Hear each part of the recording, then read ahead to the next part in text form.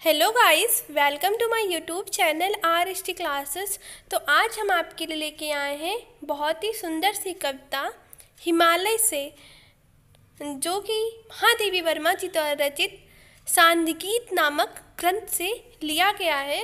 और अगर मेरी वीडियो अच्छी लगे तो प्लीज़ इसको लाइक कर देना, सब्सक्राइब कर देना और कमेंट भी कर देना। तो आइए अब हम देखते हैं कि हमारी कविता है क्या। हे चिर महान या स्वर्ण रस्म छू श्वेत भाल, बरसा जाती रंगीन हास, शैली बनता है इंद्रधनुष, परिमलमल जाता बतास, पर रागहीन तू हिम निधान। तो इन पंक्तियों में महादेवी वर्मा जी ने हिमालय की जो महानता है उसके बारे में यहाँ पर वर्णन किया है। हे चिर महान, तो यहाँ पर कवित्री जी कहती हैं कि हे हिमालय, तुम, चिर का मतलब होता है सदैव या हमेशा से ही, महान अर्थात तुम चिरकाल से ही अपने गौरव और जो तुम्हारी महानता है उसको तुम बनाए हुए हो। यह स्वर्ण रश्मि छू श्वेत भाल, स्वर्ण रश्मि का मतलब क्या होता है? जो सूर्य की सुनहरी किरणें होती हैं। श्वेत भाल का मतलब श्वेत बर्फ, अर्थात जो तुम्हारे श्वेत बर्फ से ढकी हुई जो शिखर है उस पर जब सूर्य की सुनहरी किरणें पड़ती हैं तब बरसा जाती रंगीन हास, अर्थात ऐसा लगता है जैसे बरसा जाती रंगीन हास का मतलब जैसे चारों ओर तुम्हारी जो सुंदर हंसी, रंगीन हंसी है वो बिखर गई हो। शैली बनता है इंद्रधनुष, तो यहाँ पर कहने का ये मतलब है कि जब सूर्य की जो सुनहरी किरणें हैं वो बर्फ से ढके हुए शिखर पर पड़ती हैं तो ऐसा लगता है जैसे मानो इंद्रधनुष, अर्थात हिमालय ने क्या अपने सिर पर इंद्रधनुषी रंग की क्या पगड़ी बांध रखी हो। परिमलमल जाता बतास, परिमल का मतलब होता है सुगंधित या सुगंध, बतास का मतलब वायु। ऐसा लगता है मानो सुगंधित वायु तुम्हारे ऊपर मलमल का मतलब चंदन का लेप लगा जाती हो, अर्थात सुगंधित वायु तुम्हारे शरीर पर मानो चंदन का लेप कर जाती हो। पर रागहीन तू हिम निधान, रागहीन का मतलब क्या हो गया? निर्लिप्त या अनुराग रहित। पर रागहीन तू हिम निधान, तो यहाँ पर कहने का ये आशय है कि परंतु हिमालय इन सभी चीज़ों से क्या है? निर्लिप्त है या अनुराग, उसे अनुराग नहीं है। तो हिम निधान, इसलिए वो महान है। काव्यगत सौंदर्य की बात करें तो यहाँ पर जिस भाषा का प्रयोग किया है महादेवी वर्मा जी ने वो है सरल और साहित्यिक खड़ी बोली, शैली चित्रात्मक और भावात्मक, रस शांत, गुण माधुर्य, शब्द शक्ति लक्षणा और अलंकार। यहाँ पर क्या होगा? जो यह स्वर्ण रश्मि छू श्वेत भाल, यहाँ पर इसमें रूपक अलंकार होगा। और परिमल मलमल, यहाँ पर पुनरुक्ति प्रकाश अलंकार होगा क्योंकि एक ही शब्द को बार बार दोहराया जा रहा है तो वहाँ पर पुनरुक्ति प्रकाश अलंकार होता है। और यहाँ पर हिमालय के बारे में क्या चित्रण किया गया है तो यहाँ पर मानवीकरण अलंकार भी होगा। नभ में गर्वित झुकता न शीश, पर अंक लिए है दीन छार, मन गल जाता नत विश्व देख, तन सह लेता है कुलिस भार, कितने मृदु कितने कठिन प्राण। तो अब हम इन पंक्तियों का यहाँ पर व्याख्या करेंगे। नभ में गर्वित, गर्वित का मतलब स्वाभिमान से, नभ आकाश को, झुकता ना शीश, तो स्वाभिमान से जो आकाश को छूने वाला जो तुम्हारा शीश अर्थात तुम्हारा जो मस्तक है वो कभी झुकता नहीं, अर्थात कुछ भी हो जाए या कितनी भी शक्ति आ जाए तुम्हारे सम्मुख कभी झुकता नहीं है, चाहे आंधी आ जाए या कुछ भी हो जाए। स्वाभिमान से आकाश को छूने वाला तुम्हारा मस्तक किसी शक्ति के सम्मुख कभी नहीं झुकता है। पर अंक लिए हैं दीन छार, अंक का मतलब गोद, तो तुम्हारा जो हृदय है वो इतना उदार है कि तुम अपनी गोद में, दीन छार का मतलब जो तुच्छ धूल है या जो राख है तुम अपनी गोद में धारण किए हुए हो। मन गल जाता नत विश्व देख, नत का मतलब चरणों में झुका। विश्व देख, संसार को अपने चरणों में झुका देखकर मन गल जाता। अर्थात तुम्हारा जो कोमल हृदय है वो गल का मतलब पिघल कर क्या हो जाता है, प्रभावित होने लगता है। अर्थात संसार को अपने चरणों में झुका देखकर जो तुम्हारा कोमल हृदय है वो पिघल कर सरिताओं के रूप में क्या प्रभावित होने लगता है। तन सह लेता है कुलिस भार, जो तन है अर्थात जो शरीर है वो सह लेता है कुलिस भार, जो वज्र के आघात है उसको वो सह लेता है।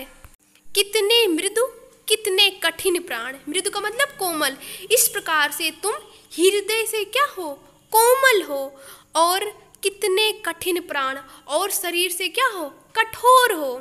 अर्थात इस प्रकार तुम हृदय से कोमल और शरीर से कठोर हो।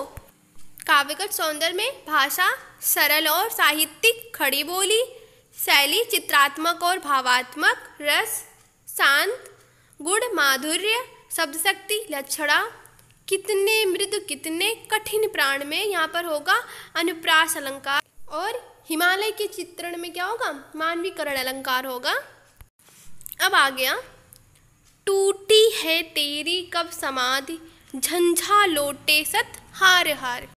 तो इन पंक्तियों में महादेवी वर्मा जी ने हिमालय को एक समाधि में लीन योगी के रूप में देखा है। तो वे कहती हैं टूटी है तेरी कब समाधि, झंझा लोटे सत हार हार।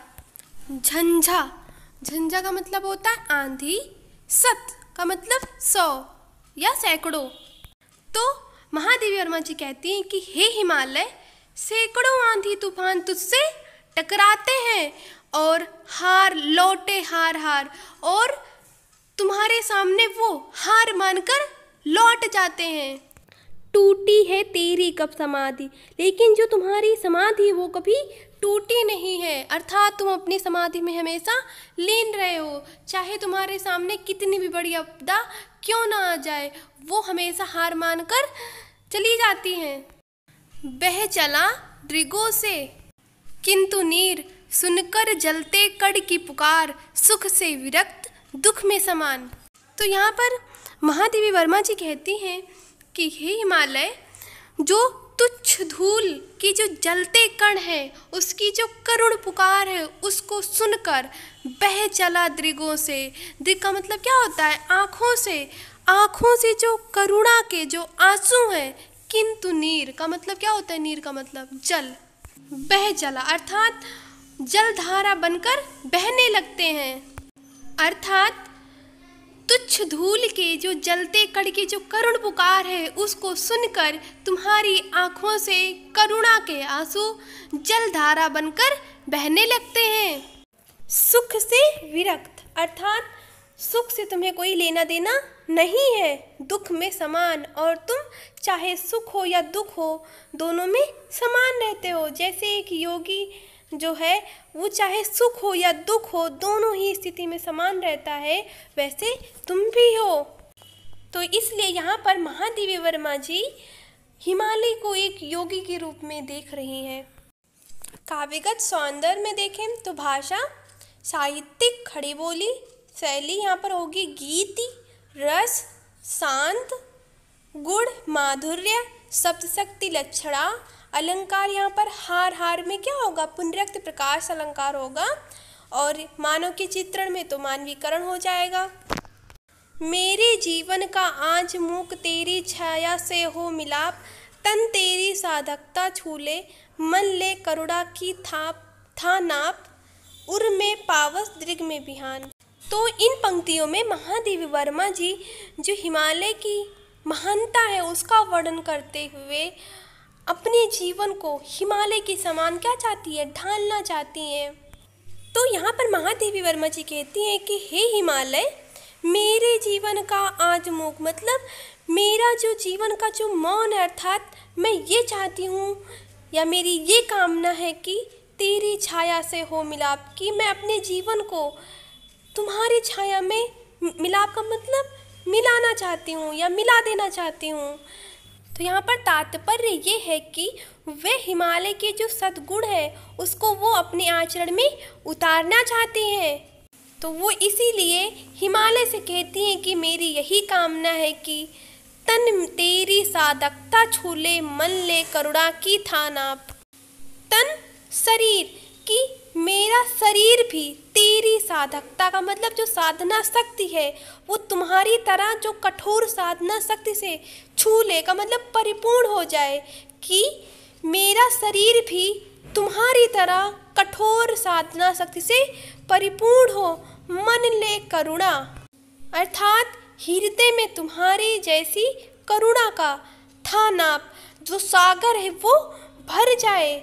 वो ये कहती हैं कि जो मेरा शरीर भी तुम्हारी तरह क्या हो जाए, कठोर साधना शक्ति से परिपूर्ण हो जाए और हृदय में तुम्हारे जैसे करुणा का सागर भर जाए। उर्मे पावस, पावस का मतलब क्या होता है, वर्षा ऋतु। जो मेरा हृदय है उसमें क्या है, वर्षा ऋतु है। दृग में और आँखों में, विहान का मतलब होता है जो प्रातःकालीन सौंदर्य है उसकी बात कर रहे हैं यहाँ पर। तो हृदय में वर्षा ऋतु का मतलब यहाँ क्या है, करुणा का मतलब है। तो हृदय में क्या है, करुणा है और आँखों में या मेरे नेत्रों में क्या है, प्रातःकालीन सौंदर्य है। तो इसलिए यहाँ पर महादेवी वर्मा जी हिमालय के जो सभी गुण हैं उसको अपने आचरण में उतारना चाहती हैं। काव्यगत सौंदर्य में भाषा साहित्य खड़ी बोली शैली, भावात्मक गीत, रस, शांत, गुण, माधुर्य, शब्द शक्ति, लक्षणा, अलंकार, तन तेरी में क्या होगा, अनुप्रास अलंकार होगा और मानवीकरण अलंकार होगा यहाँ पर। Thanks for watching my video.